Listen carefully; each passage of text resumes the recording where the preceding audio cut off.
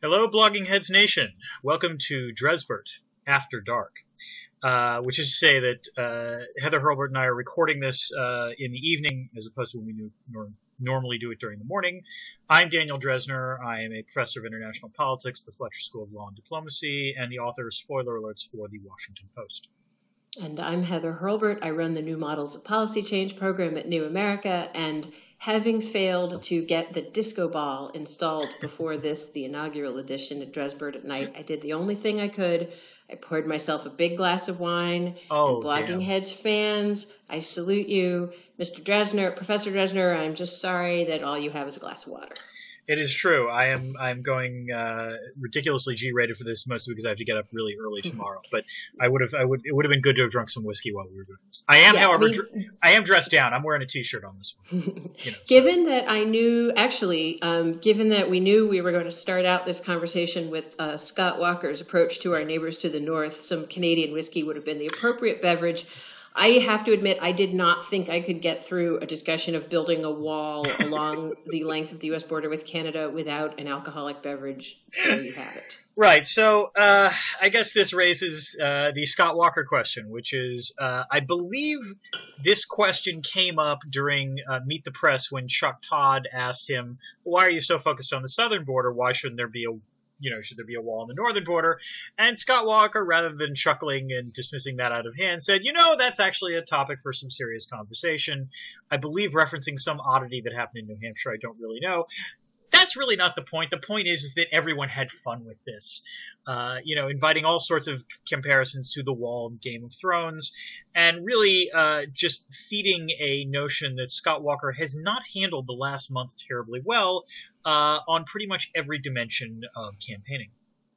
Well, to me, this little event sort of really highlighted both Scott Walker's great strength and his great weakness.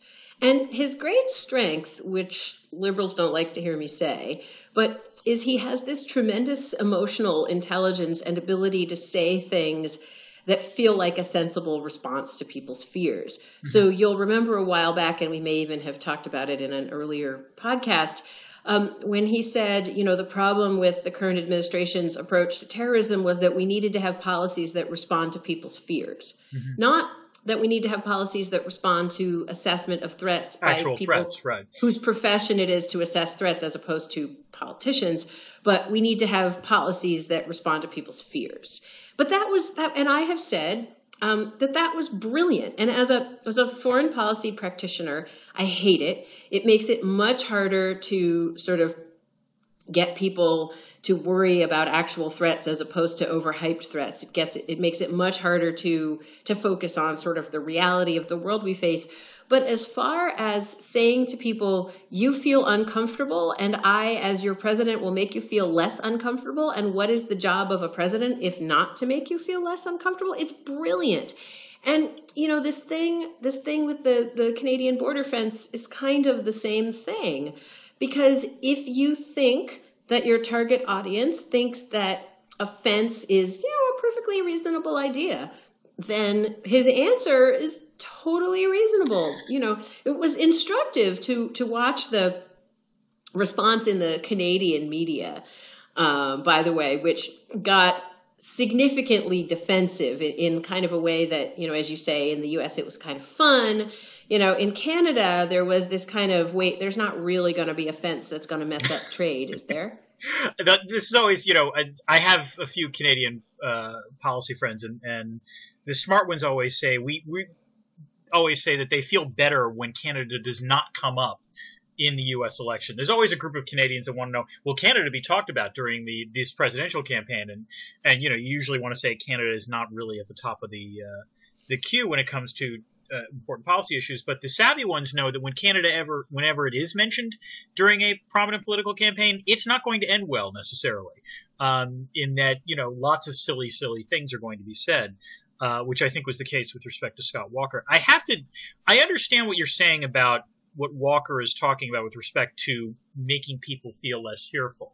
That politically, that's a very smart thing to say. And one can even argue that on policy grounds, making people feel safer might be more important actually than actually making people safer, because it doesn't matter whether people are actually safer. If they feel safer, that's kind of the important thing.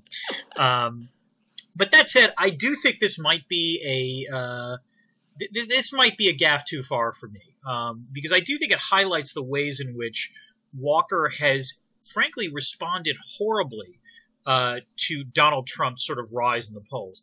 I think the interesting thing about Trump's rise now at this point is not so much Trump himself. He's entertaining, but he's not going to get the nomination. It's more the ways in which the quote unquote establishment candidates have reacted to Trump. And the thing that Scott Walker and Jeb Bush have in common is they have reacted really, really badly to him.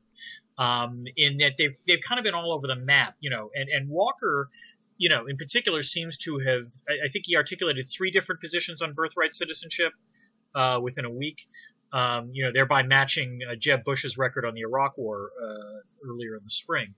And then the other thing is that Walker gave this foreign policy speech on Friday. I don't know if you read it. Have you read it actually? The Walker foreign policy speech, yes. I confess I have not read. I am a bad person. That's quite all right. Someone will come and take my wine away now because I just admitted that I didn't. I was just saying, Heather, come on, you could have totally said that you had read it and probably would have gotten away with it. I did read it. How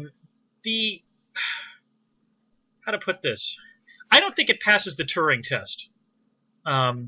That's the way I would put it. The speech that one reminded me of was the first foreign policy speech that Rick Perry gave in 2012, which was a bad speech. Essentially, it's Walker saying, "I will be tough and stand up for, the United States and take the fight to ISIS," and it was primarily Middle Eastern focused, but it really was mostly what I think Matt Iglesias and others have dubbed the sort of Green Lantern theory of foreign policy, which is to say that, the problem with America under the Obama administration is a lack of will, and I will be that will. It was a really bad speech. Well, I'm just going to say that Mr. Walker did indeed have a no good, very bad week. And again, the problem is not so much that his idea on foreign policy is we need will and I will be that will, and I have demonstrated that I will be that will by beating up teachers' unions. Mm-hmm. Which, if only, I say, if only it were as easy to dispossess ISIS as it is to dispossess a union in modern America, imagine what great shape we'd be in. That's true. And that is true, by the way, regardless of what one thinks of unions. Yes. That's a bipartisan position we can all agree on. But so Walker's problem is kind of not so much if he gives an unsophisticated foreign policy speech that you and I make fun of over a glass of wine, but his problem and the real problem this week is that the media, which perceived him as kind of the younger, smarter, more ideological version of alternative to Jeb Bush, mm-hmm. and the younger, smarter, more media savvy version of Rick Perry has now just started saying he's Rick Perry. Yes. No, the metaphor to Rick Perry in 2012 is the force is strong with that one this week. I would say that the other problem for him, it's not just that we're mocking him. It's that for Walker's path to the nomination required having significant basically party support, both in the form of establishment endorsements and, just as important, the main money people. And the money people, to be fair, have questioned Walker's ability to deal with foreign policy all the way back to the sort of CPAC conference back in January. So this has been a running problem with him. And there are now acknowledgments, I think, that problem is not going away. And so as a result, I do think it's a little more serious, because the question will become, and I think actually Jamel Bowie wrote this earlier today, and he's correct, which is who is the Romney in this race, in the sense of once people get sick of Donald Trump, and then Donald Trump will fall, and then I guarantee you we're going to have a Ben Carson boomlet after that. We're already having a Ben Carson boomlet. We're going to have that boomlet as well, and then maybe even a Carly Fiorina one. But eventually, we already had that too. Well, no, the Fiorina one, it's too modest. It could still happen again. The point is that at some point they're going to have to settle on who the hell they actually want to vote for, and I don't know if Walker will improve to that improve enough so that he will wind up being the default choice. Yeah, I mean, there is this interesting resemblance to 2012, which in retrospect seems very inevitable. But in 2011 and 2012 felt like sort of, what will the wheel of fortune dial be pointing at when the dial stops spinning? That everyone had his moment. I mean, I do think the way that the presence of Trump has changed the primary is that where the other guys all had a strategy for pulling in enough money and then knocking each other off, right, you now can only get any oxygen by saying really outrageous or ridiculous things. And I do just need to go back here because I'm actually feeling a pang of guilt for going after Walker about the Canadian border, but not saying anything about Jeb Bush explaining that his concern about anchor babies wasn't about Hispanics, it was about Asians. Right. Which was just a moment that both as a policy matter, as a moral matter, and as a political practitioner, you just kind of, as somebody memorably said on Twitter, I thought he was the smart brother. There you go. Well, no, I mean, in some ways, this gives rise to the contrast. The other person who gave a foreign policy speech last Friday was Marco Rubio. And I believe he also has an essay in the latest issue of Foreign Affairs. And to be very clear, I don't agree with Rubio on certain aspects of foreign policy. I think he's far more hawkish than I am.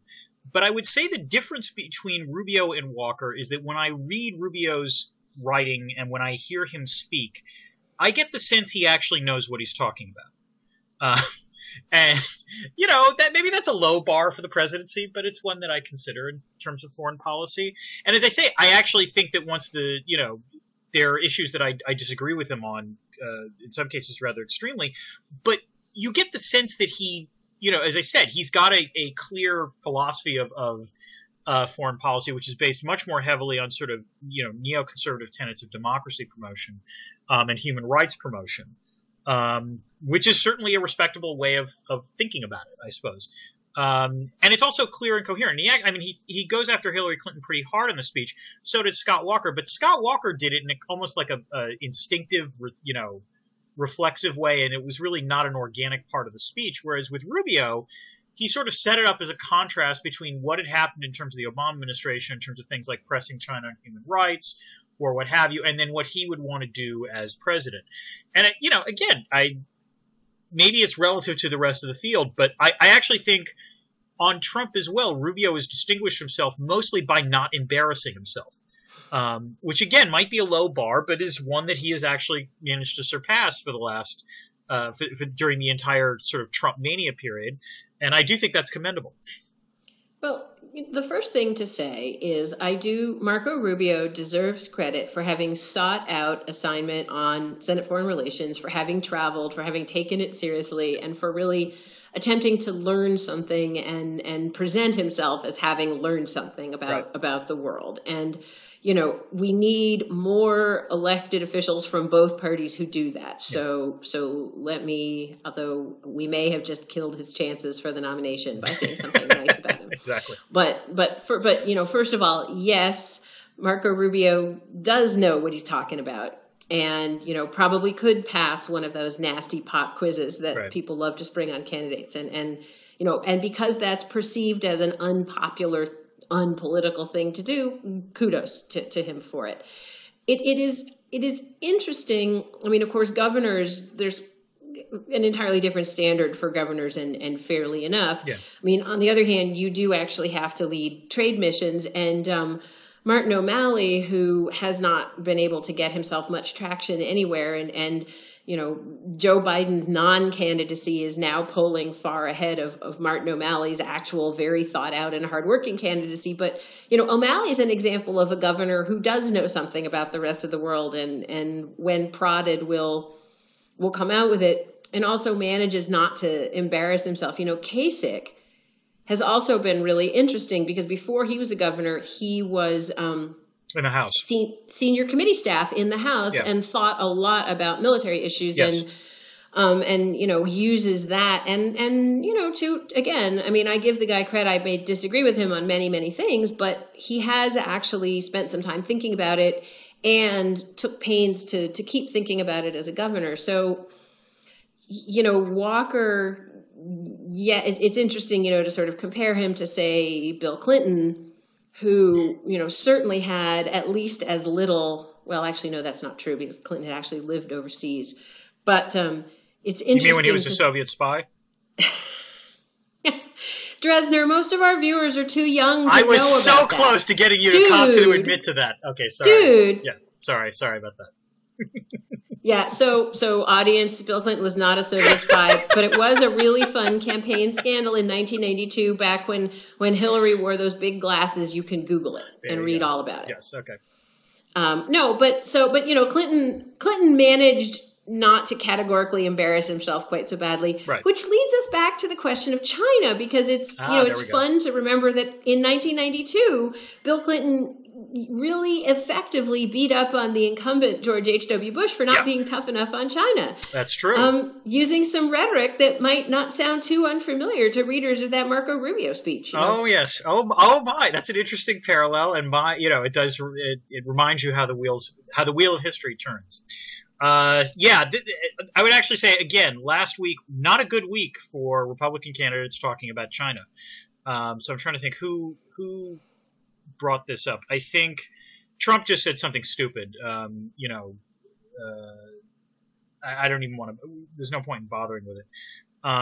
Except to note that, one would sort of expect that would be the one area that Trump would actually know something about, having done, having run a company and worked in international business. So one would not expect Trump to grasp the finer points of nuclear deterrence, but a meltdown in the Chinese stock market, you might expect the guy to have something interesting to say about it. And he didn't. Right. And then the second person to open his mouth was Scott Walker, actually, who blasted Obama for inviting Xi Jinping for a state visit, suggesting that these state visits should be canceled at this late date. There was an absolutely devastating National Review story by Eliana Johnson, in which she basically talked to conservative, sort of China experts at AEI and sort of conservative think tanks, all of whom basically said that was a really, really stupid idea. Because it was at such a late date. Now, again, this is another contrast between Rubio and Walker, because Rubio, in that Friday speech, did say, look, you can't cancel the state dinner at this point, but you can press China on these other issues. And again, it sort of shows that he at least, has a vague sense of what is in the realm of the possible. But I think my favorite, hands down, was Chris Christie, who warned, and this is apparently a thing now in conservative policy circles, warned that because of China's gyrating stock market, what will happen is that China will start dumping U.S. treasuries, which will somehow lead to a financial panic in the United States. Okay, so take us through that one. Why would China's gyrating stock market lead the Chinese government to dump Treasury securities? Well, there's two versions of this, as near as I can determine. One version is if I'm going down, we're taking everyone with me. So it's the notion of, if China's, facing economic collapse, why not take everyone else down? I think that's the sort of loosely articulated version of it. Can I just pause you there Sure. and note that it is so goddamn boring? You wouldn't go see sequels to a superhero movie if every single enemy in every single superhero movie uttered the line, if I'm going down, I'm going to take the whole world with me. Just once, I would like to have a geopolitical adversary who's not suicidal. Right. Yes. In my consumption of political national security rhetoric. Is that so much to ask? I think that's a reasonable request. I think you're, that's there being, by the way, evidence that the Chinese leadership is many, many things, but suicidal is not one of them. No, they're certainly not. To be fair, the more substantive version of this would be, weirdly, it's contradictory, because the other thing that Christie and Trump and all the Republicans are criticizing the Chinese about is letting the renminbi decline. That is to say, they announced about 2 weeks ago that there would be a wider band in terms of trading for the RMB vis-a-vis the dollar. And the problem is that with China's stock market not doing well and the evidence of the Chinese economy slowing down, the pressure on the RMB is to depreciate, not to appreciate. This is actually market forces at work. So it's one of these things where the Republicans desperately are complaining, why does China keep its currency so undervalued. Right now, China's currency, if it's undervalued, it's not undervalued. What's happening is the market is freaking out about the Chinese economy and understandably wants to get out of the Chinese economy and into the U.S. economy. Shockingly, that causes the dollar to rise and the renminbi to fall.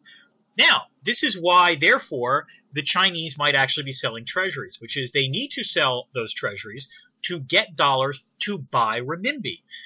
Which is to say, it's possible that the Chinese central bank, the People's Bank of China, is intervening in currency markets to prevent the RMB from depreciating even more, to prevent market forces, interestingly enough, from working, because they think it legitimately that it's a potentially panic situation.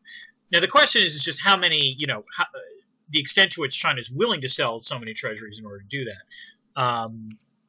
And there's some evidence that actually, if you take a look at the treasuries market, the long-term treasury debt market, the interest rates haven't gone down as much, perhaps, as you might expect during a panic when you would expect capital to rush into the United States. But that said, it's a really small difference.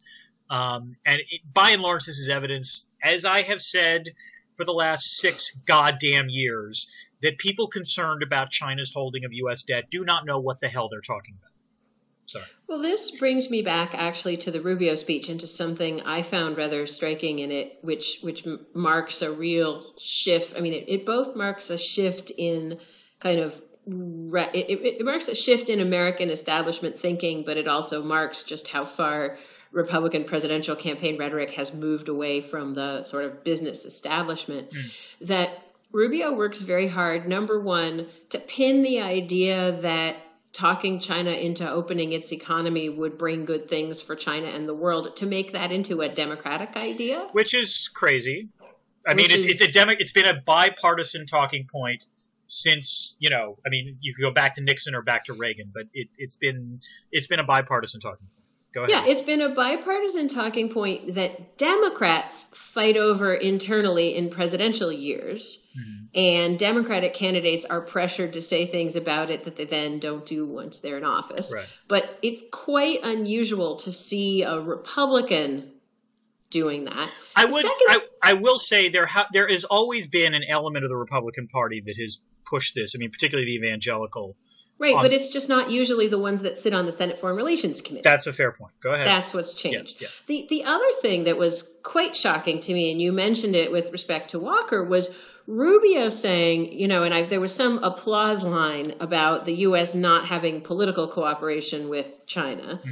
And military. He wanted to cut military cooperation. Which that was also, nuts. Again, that was a great applause line. It sounded really great. However, what you have to know is that actually for years, the Chinese military didn't want to do anything with us because they didn't want our military to see how backward they were. Yes, and PACOM has been pushing for years to get more mill-to-mill cooperation.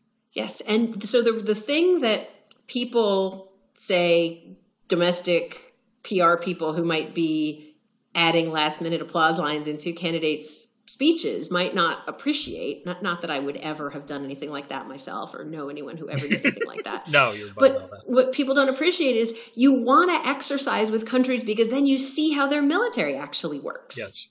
It's free information. Yes. You talk to people. It's nuts, the idea that you wouldn't exercise with. Part of the problem, I mean, in some ways you just explained why that doesn't come up during campaigns, because the problem is that you can't say that during a campaign.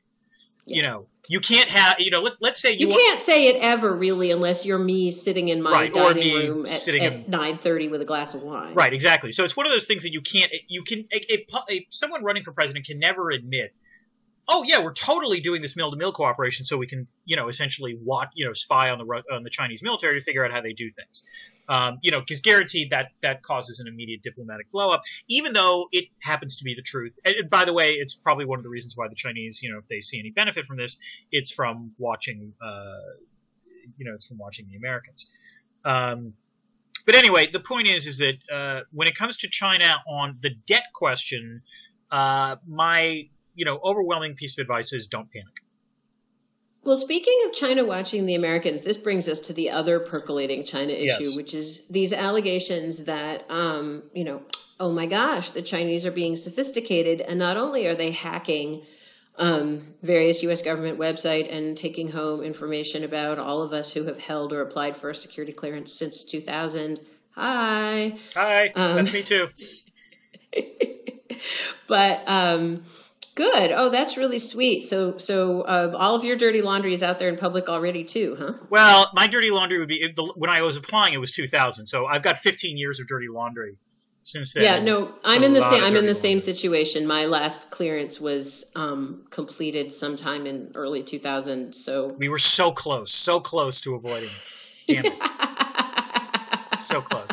But the thing that came out this week was this idea that Chinese officials have been enterprisingly cross-indexing us. So, Dan, they're wise to that front company that you run that pretends to be what front company? That pretends to be about beating the margins in Asian stocks, but is really about teaching CIA operatives how to beat the margins in Asian stocks. God damn it, Heather. Oh, shit. Was I not supposed to say that? Heather, Great. How the hell is my child going to college now? Okay? That's all I got to ask you. All right? That was a brilliant, get-rich-quick scheme, and it's now for naught. Sorry, go ahead. My child is going to win the hot dog eating competition. That's our plan for college costs. So I guess I could let you in on that. I could let you in on that racket. But anyway, so in all seriousness, I mean, this is it's all very well to joke about it, but this is a real and quite large thing. No, this is actually, I would argue at this point, the single biggest irritant in Sino-American relations. Yeah. And so the administration announced over the weekend that it was preparing sanctions. Well, it didn't announce. Let's be clear. Did they announce, or was it just a story in the Washington Post? Did they announce, or did they leak? I think they leaked.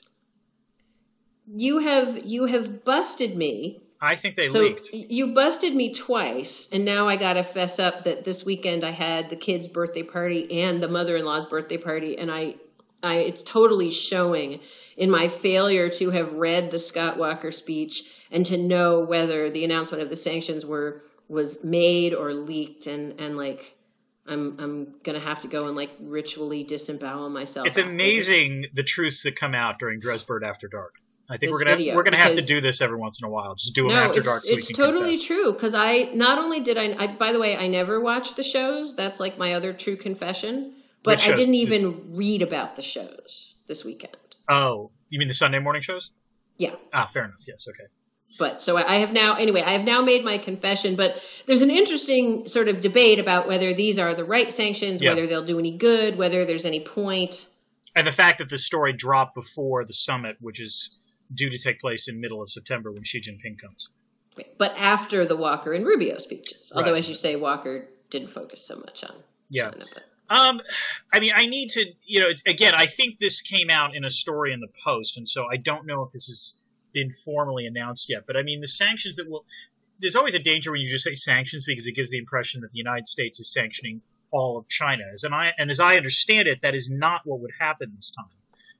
The sanctions would be in some ways in trade, we would call them anti-dumping provisions, but in some ways the sanctions are clearly being targeted against individuals and entities suspected of the attacks, rather than the Chinese economy writ large.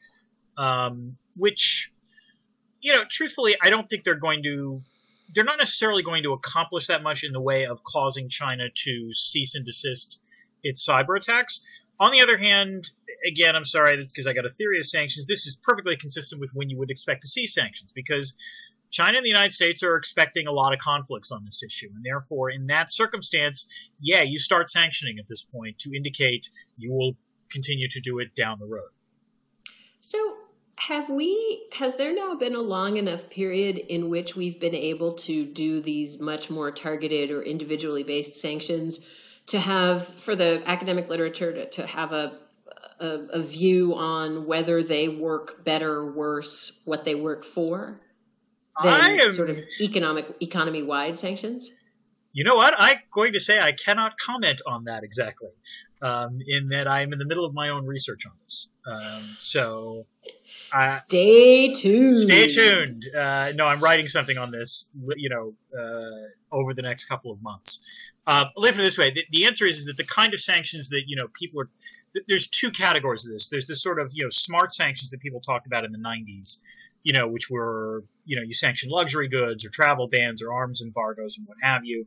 The evidence is in on those, and they work less well than comprehensive sanctions, by the by.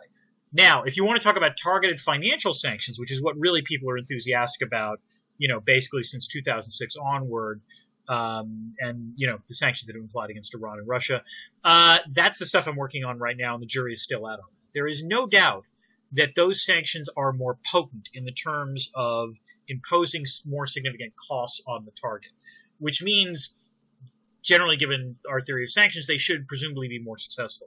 The problem is that what you're asking for very often with these sanctions is also much, much, much more significant, and therefore it's not obvious they're going to succeed in it. So the travel bans and so on, are those equally ineffective regardless of the type of issue that they're being used for? Yeah, they're pretty much ineffective. I bring them up because they've been a very popular tool on human rights and mass killings and so on, where very often there's just very little else you can do, and the financial sanctions are not so applicable. Right. And the other problem is that any kind of sanction generally makes the human rights situation in the country worse, period. So the argument was that the smart sanctions would not cause as much suffering. And that is true. In that, generally speaking, the smart sanctions usually had less humanitarian suffering.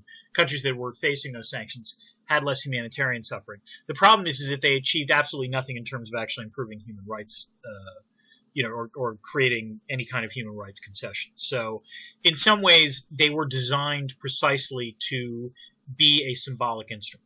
The kind of sanctions that we're talking about now are clearly not designed to be symbolic. They're designed to actually hurt, and the question is whether they will actually yield anything in the way of concessions.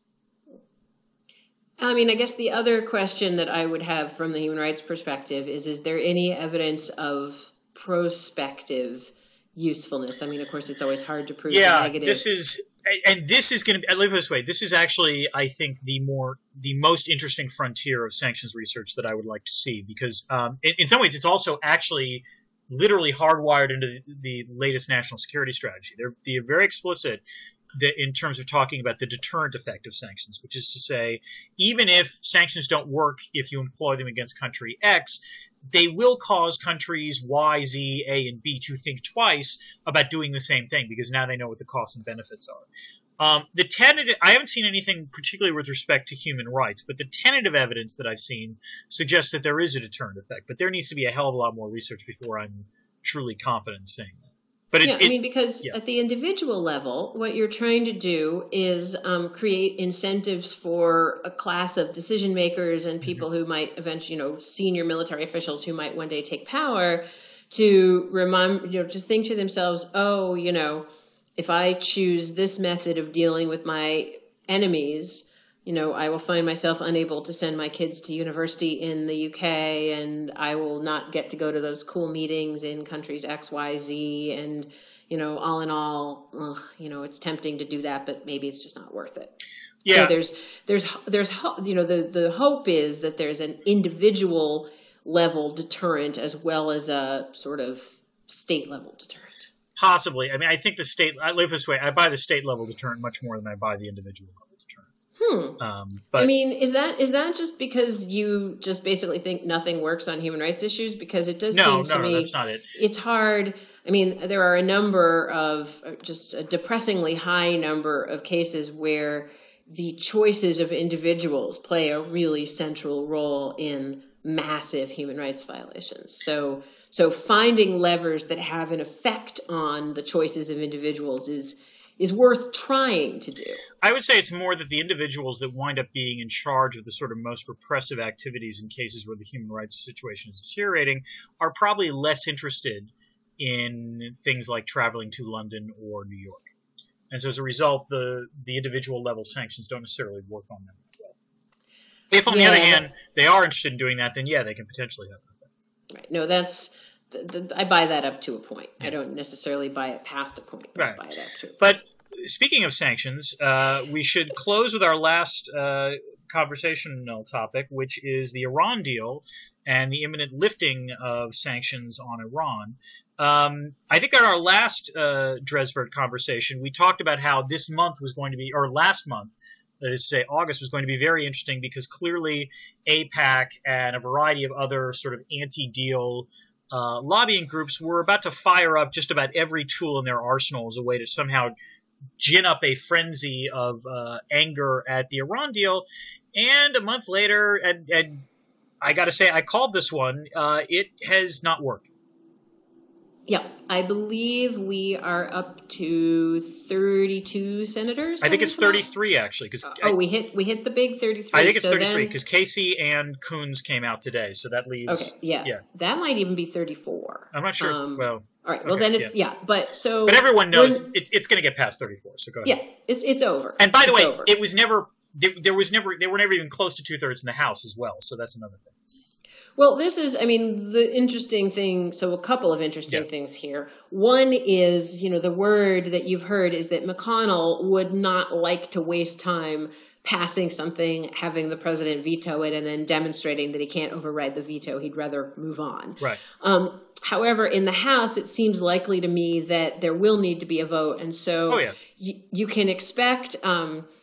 again, sort of fascinatingly, you can expect several weeks of kind of agony and confusion about this, even though it's clear, it's pretty much clear at this point that the game is up, which leads us to the second question, which is kind of a wonderful sort of poli-sci textbook come to life, even though it's not very happy, which is why did AIPAC spend all that money? Well, actually, first of all, I have to say I've seen the announcements of how much groups said they were going to spend. I'm very curious about whether that much was actually spent. In as much as I live in Maryland, and I don't believe Senator Cardin has. He has not weighed in yet. No. Yeah, he hasn't taken a position yet. So theoretically, I should be seeing ads on TV all the time. And nothing. Haven't seen a single one. Haven't seen ads in my local media.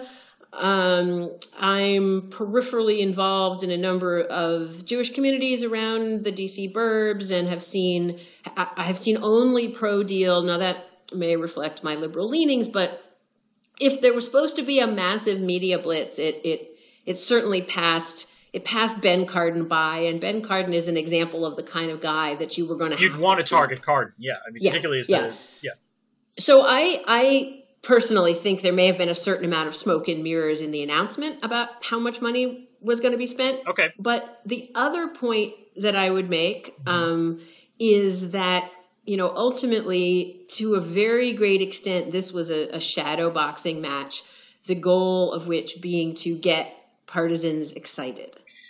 And it is possible that Republican partisans were excited. To the Republican, I guess to AIPAC's credit, not a single Republican will vote for this deal either in the House or the Senate.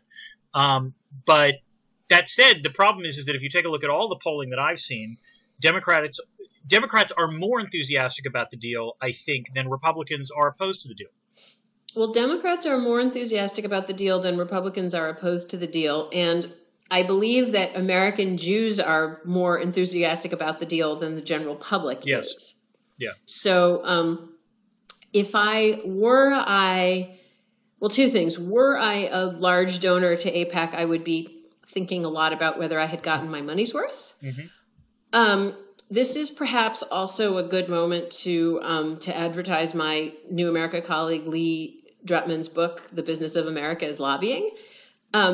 In which Lee points out some eternal truths about lobbying that sometimes elude us in the foreign policy community. Mm-hmm. One of which is it's not how much money you have, mm-hmm. it's what you're using it for. And he says, if I see you spending a lot of money at the last minute, that's a sign of weakness, not a sign of strength. No, you can argue the very fact that the deal was negotiated, that in some ways the jig was up when the framework deal was announced, and then it was at the Corkerman. I can never remember what the name of the bill was that everyone is now voting the Iran deal on. Yeah. No, look, Menendez-Corker, and the other thing that is sort of interesting about the politics of this mm-hmm. is that when that bill gives everybody it gives a lot of people what they want. Yes. Because it gives Democrats who want ultimately to support their president the opportunity. I mean, frankly, it gives, Chuck Schumer and Menendez the opportunity to vote against, right? To say they're voting against the deal without risking actually bringing it down. Yeah. Menendez, I think, actually does want to bring down the deal. I don't think Schumer necessarily. Yeah, fair enough. I mean, Menendez should be so lucky that he's still in the Senate by that time. But we'll leave. Yeah. We'll leave. No, I mean, Menendez and his. It does sort of count as foreign affairs because apparently the guy who was bribing him flew him and his girlfriends to Paris. So it sort of counts. But anyway, let's get back to the main point. No, yes. but the point here is then, if you're a Republican presidential candidate or if you're Mitch McConnell, you don't actually want to establish the precedent that Congress goes out and does, that the president goes out and does something and Congress overrides it. Nor, frankly, should you actually win the presidency, nor do you want to have to walk in and deal with Iran building a nuclear weapon, the Israelis on the verge of striking, and the rest of the world really peeved at you for blowing up this deal on your first day. So you are much happier if this deal goes through. And as a bonus, you get to fundraise and run against it. There you go.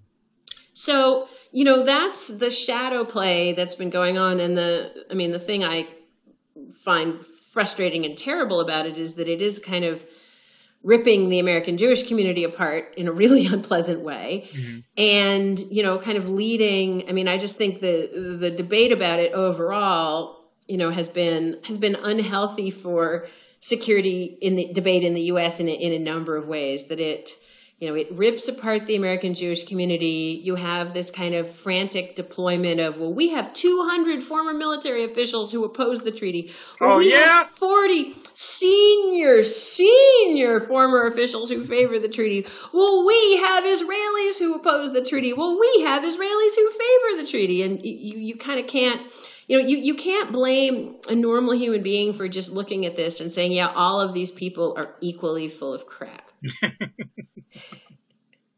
And I hate when that happens. I don't know.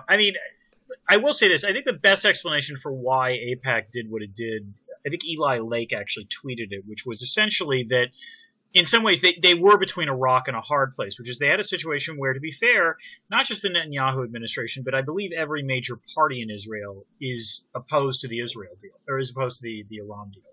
And if you're allegedly the political action committee, affairs committee that is supposed to represent what, you think is good for Israel, and if all of Israel's parties are opposed to it, then you look pretty weak if you don't wind up opposing the deal. From that perspective, so I think that's the best articulation. But that said, what is striking, and I think what's genuinely seemed to surprise deal opponents is the extent to which it's not just the Democrats are coming out in favor of the deal.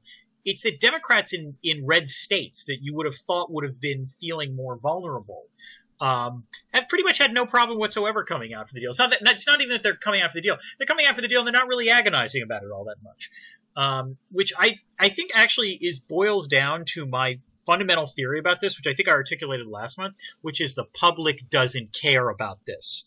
Yep. Which is to say that, yes, all the polling I've seen suggests that if you just ask people a very loosely, formed version of this question, you get kind of some opposition. You get like a plurality that opposes the deal. If you actually inform voters about what's in the deal, you generally get a plurality in favor of it.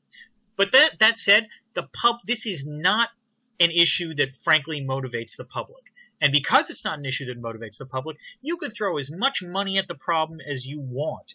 If you're an opponent to the deal, it's not going to whip up a frenzy. Let's note though that there are sort of two exceptions to the rule that you just made.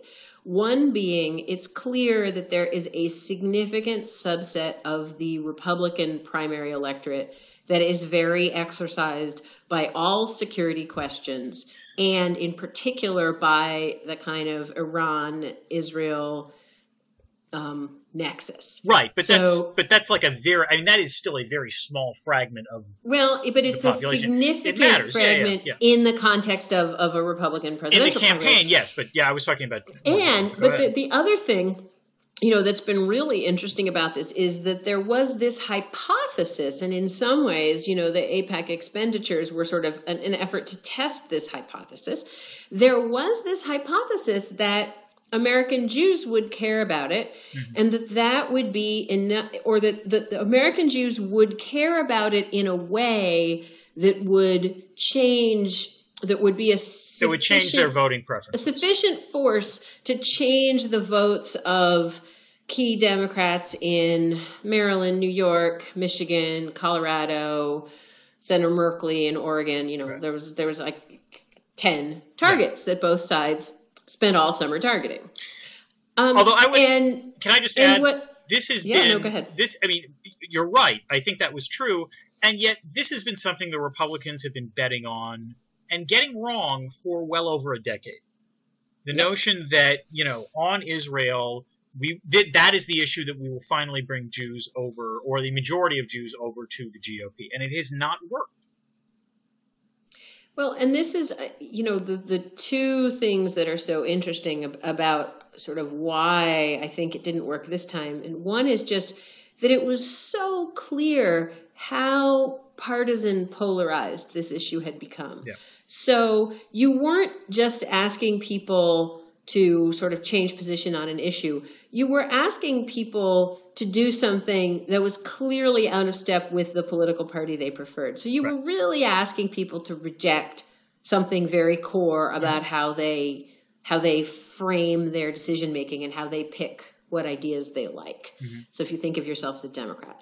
And, second, I think there's an interesting point that, did some of the things that AIPAC did, it felt like it didn't have a choice because if it didn't do them, other groups would have done them. But the way Netanyahu played this, oh God, don't get me started. Really jammed American Jews into this kind of, do you support your own democratically elected president, or do you support me, Bibi, king of the Jews? Look, this is something I've said since he announced he was going to give the speech to Congress, which is when it has come to the Iran deal, the least powerful player on the chessboard was actually Benjamin Netanyahu. And he's maximized this strategy of trying to whip up a frenzy against Obama. I think he's probably done it about as well as that strategy could have been played, and it was never going to work.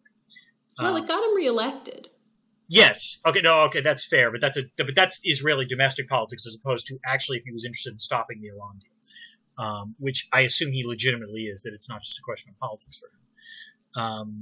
But I have to get going, unfortunately, because well, actually, no, I guess this won't be posted before people could see you at the airport at 5:00 tomorrow morning. So, thank God. Folks, look for Professor Drezner in San Francisco at the American Political Science Association. Seek him out. Ask for his autograph. Oh, screw you. Dan can't handle the fame. Yeah. Yeah, next thing you know, they're going to be making a biopic about you and interviewing me. Oh, God. Yes, they were. Amy Winehouse, here we come. I knew Drezner was an asshole from day one. No, but I did want to close with one question for you, which is: do you think on the Iran deal the Democrats will have enough votes in the Senate to actually filibuster? Yes. Okay, I was just curious about that. I'm coming to that conclusion as well, but I trust your instincts on this as well. No, the really interesting question will be whether Mitch McConnell decides to make them filibuster or not. Oh, that is interesting. That's kind of what I'm, in lieu of actually watching, sort of watching Congress debate an authorization for use of military force in Syria, for example. That's what I'm watching for in September. Fair enough. So the next time we meet, we will have had that wonderful annual spectacle, which is the United Nations in New York, to talk about. Okay. Will China still have a stock market in a month? Yes, but it won't be. What I'm wondering is whether it'll be the same level that it was a year ago, which is possible. Okay. Well, all right. You heard it here first. The next time we meet, China's stock market may be back where it was a year ago, and we think that there will either have been a successful filibuster, and the Iran deal will have been successful. We'll just have to drag out far enough into October before we meet again to just kind of allow for that second prediction to come true. But always have a good pleasure. trip. Yes. Have a good trip, Dan, and good night, loyal audience. Good night.